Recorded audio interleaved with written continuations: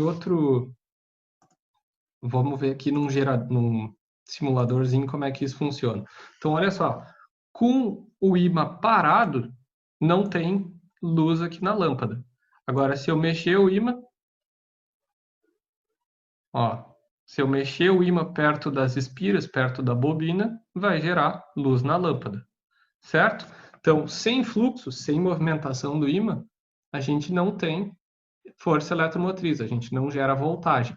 Com fluxo, com variação, a gente vai ter força eletromotriz, a gente vai ter voltagem. Agora, prestem atenção aqui em cima, ó. Nesse tipo, qual a voltagem que tu vai gerar? Positiva ou negativa? Olha só, conforme eu aproximo o sul, ó, a voltagem que eu estou gerando é positiva. Conforme eu afasto o sul, a voltagem que eu estou gerando é negativa. Se eu inverter o ímã, se eu aproximar o norte, a voltagem que eu gero é negativa. Se eu afastar o norte, a voltagem é positiva. Então, depende daquilo que a gente faz com o ímã. Tipo de movimentação que a gente vai ter com o ímã. Eu posso mexer ele por todo lado aqui, ó. A moral é que está variando o campo magnético dentro da espira. Como é que eu sei que está variando? Aquilo que a gente viu na questão 1, 2 e 3. As linhazinhas aqui de campo magnético representam o alcance magnético do ímã. Então, se alguma dessas linhas já estiver passando por dentro da espira, a gente vai ter uma variação. Quanto maior for essa variação, maior a intensidade da voltagem, mais brilho na lâmpada a gente vai ter. Qualquer coisa, me perguntem de novo, mas acho que dá para entender bem com esse simuladorzinho aqui, ó. Aproximou, variou o ímã, variou a movimentação do ímã, está gerando luz. Quanto mais rápido eu variar, mais luz eu gero. Acontece esse tipo de coisa nas lâmpadas de casa. Quando a gente voltar, a gente vai fazer um experimento com esse tipo de coisa com as lâmpadas da escola, que são as mais fáceis de ver essa variação. Animal. Vamos voltar lá para o questionário. Questão 15. Qual a aplicação mais usual que você consegue imaginar das duas leis citadas na questão 13 e 14? Então, a mais usual e mais interessante é a produção de energia elétrica, né? A gente tem hoje, o Brasil é líder em produção de energia elétrica através de hidroelétricas e é a principal fonte de energia no país, de energia elétrica no país é a hidroelétrica também. Vou mostrar para vocês aqui 2 vídeos, são bem interessantes. E um deles aqui vou mostrar um pedaço só, que é Itaipu, ó, entrada de Itaipu. Aqui o menino mostra o tamanho da entrada e tal. É a segunda maior hidrelétrica do mundo, perde para a chinesa de Três Gargantas, mas ela é a maior em produção, porque Três Gargantas na China ainda não está funcionando inteira. Então, isso aqui é uma tubulação onde passa a água e tal, sendo direcionada para as turbinas, e aqui a gente vai ver uma das turbinas. Ó. Uma turbina Itaipu, acho que tem 26 dessas turbinas.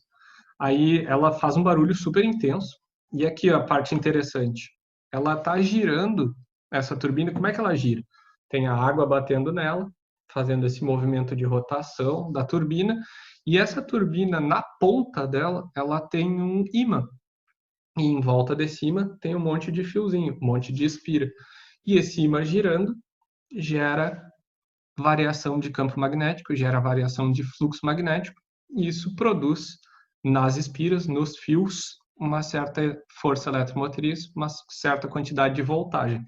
Pelas minhas contas, essa turbina aqui ela está girando em torno de 340 km por hora. Tá?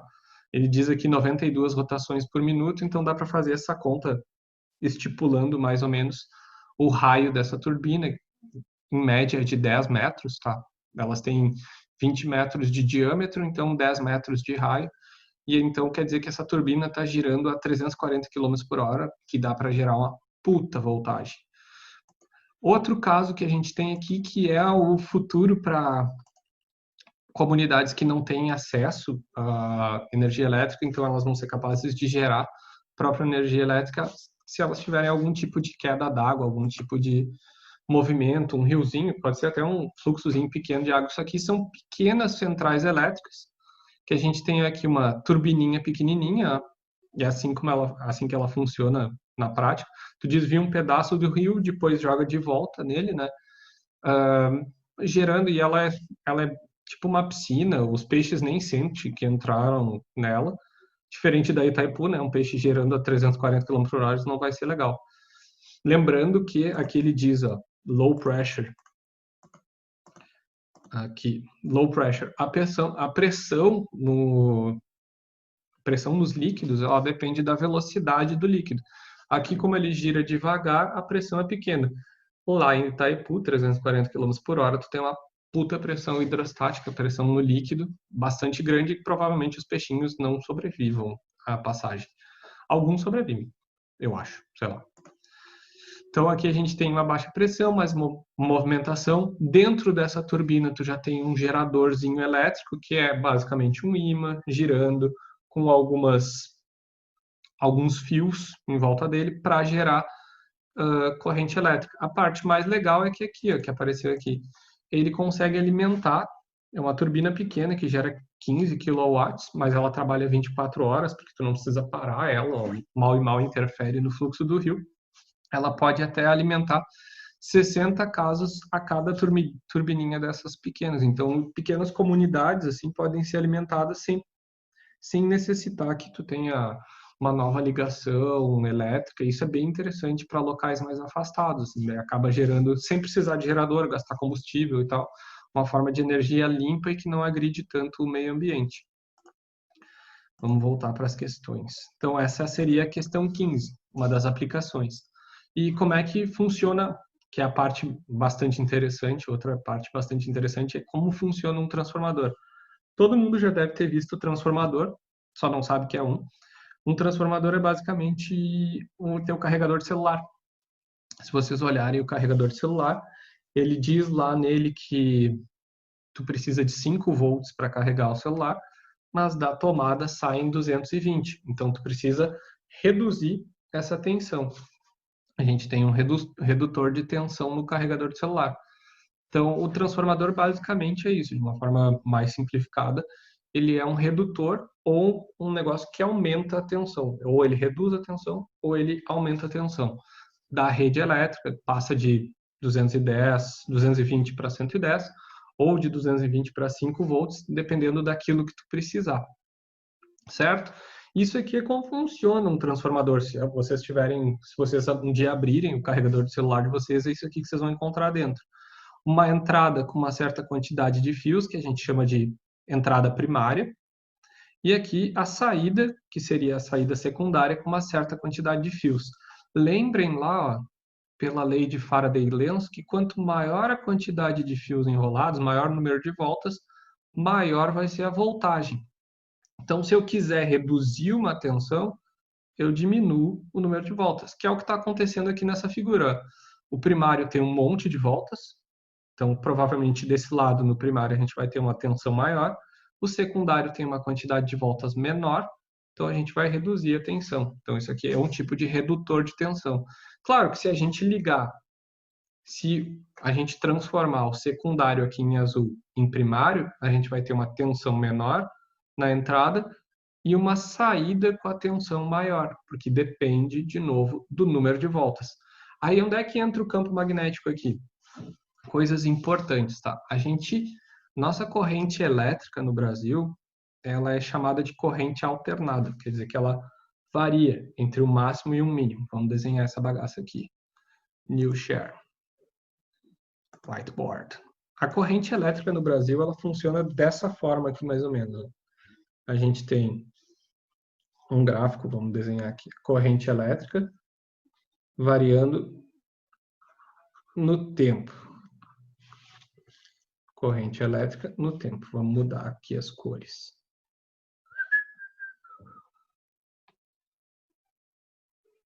Vamos botar de azul.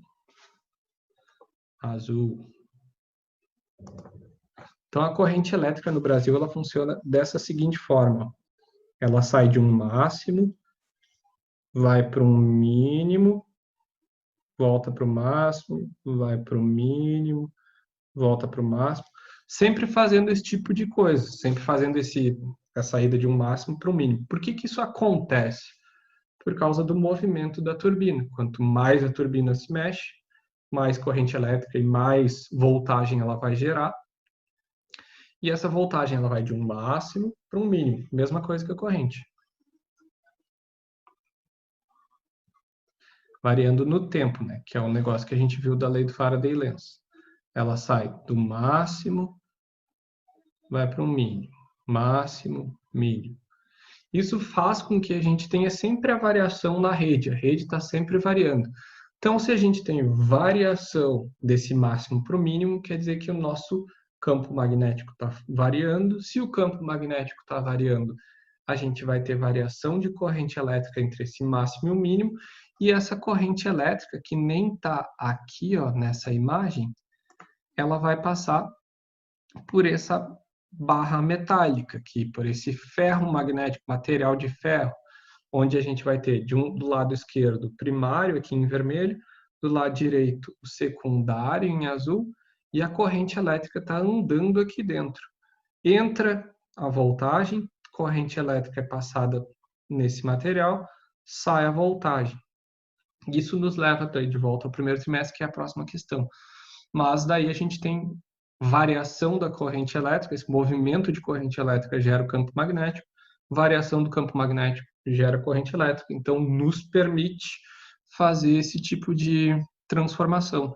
Então, é uma transformação baseada na lei de Faraday-Lenz, que é isso aqui, ó, fluxo magnético, variação do campo magnético.